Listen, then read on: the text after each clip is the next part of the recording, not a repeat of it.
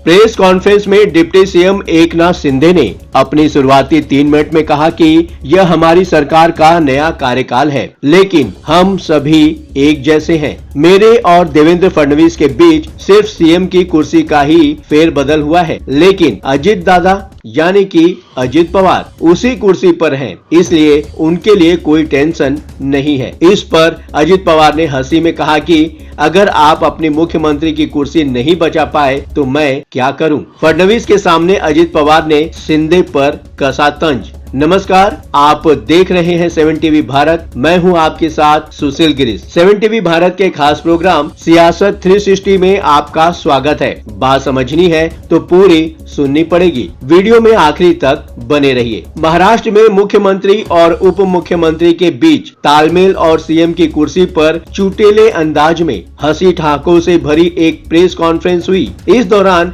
Deputy CM Eknath Shinde और अजित पवार ने अपने ही अंदाज में सीएम की कुर्सी को लेकर ऐसा वर्ड प्ले किया कि पूरा प्रेस रूम ठहाकों से गूंज उठा। दरअसल प्रेस कॉन्फ्रेंस में डिप्टी सीएम एकनाथ शिंदे ने अपनी शुरुआती 3 मिनट में कहा कि यह हमारी सरकार का नया कार्यकाल है, लेकिन हम सभी एक जैसे हैं। मेरे और देवेंद्र फडणवीस के बीच सिर्फ सीएम की कुर्सी का ही फेरबदल हुआ है, लेकिन अजित दादा उसी कुर्सी पर हैं, इसलिए उनके लिए कोई टेंशन नहीं है। इस पर अजित पवार ने हंसी में कहा कि अगर आप अपने मुख्यमंत्री की कुर्सी नहीं बचा पाए तो मैं क्या करूं। शिंदे ने तुरंत सफाई देते हुए कहा कि यह सब आपसी समझ के तहत हो रहा है। इसके बाद देवेंद्र फडणवीस ने मजाकिया अंदाज में कहा कि हमारे बीच यह रोटेटिंग अंडरस्टैंडिंग है। कोल्ड वार पर भी इन तीनों ने मजेदार जवाब दिया। शिंदे, फडणवीस, अजित की इस जुगलबंदी के बीच जब गठबंधन में खटपट को लेकर सवाल पूछा गया तो फडणवीस ने कहा कि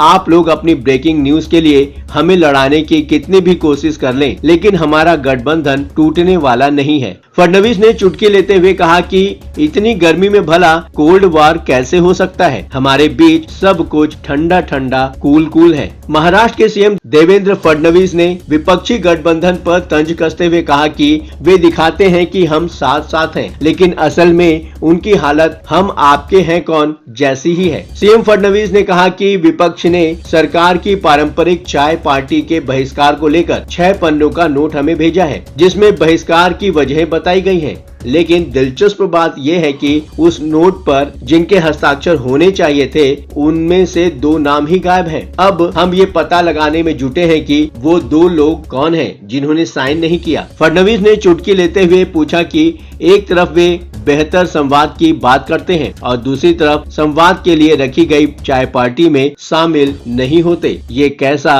दोहरापन है। मुख्यमंत्री कार्यालय सीएमओ द्वारा कई प्रोजेक्ट पर स्टे लगाने की खबरें हाल में ही सामने आई हैं। इस पर फडणवीस ने सफाई देते हुए कहा कि सिर्फ किसी विधायक का एक पत्र मिलने पर तुरंत प्रोजेक्ट पर स्टे दे देना सही तरीका नहीं है। जांच और दोनों पक्षों को सुनने के बाद सरकार द्वारा कोई फैसला लिया जाता है। फडणवीस ने कहा कि अब मुझे रोजाना अपने ऑफिस से पूछना पड़ता है कि कौन सी फाइल आई और किस पर स्टे का आदेश दिया गया है, लेकिन बाद में पता चलता है कि ऐसा कोई आदेश मैंने दिया ही नहीं है। सीएम देवेंद्र फडणवीस ने साफ किया कि डिप्टी सीएम एकनाथ शिंदे और मेरे बीच न तो कोई वन अपमैनशिप है और न ही एक दूसरे को साइडलाइन करने की कोशिश। फडणवीस ने मीडिया से अपील करते हुए कहा कि रिपोर्टिंग करते समय सभी पक्षों को सामने लाएं और बिना निष्कर्ष पर पहुंचे किसी एक तरफ की कहानी न दिखाएं। सीएम देवेंद्र फडणवीस ने छत्रपति शिवाजी महाराज का अपमान करने वालों को कड़ी चेतावनी दी है। उन्होंने कहा है कि जो भी छत्रपति शिवाजी महाराज का अपमान करेगा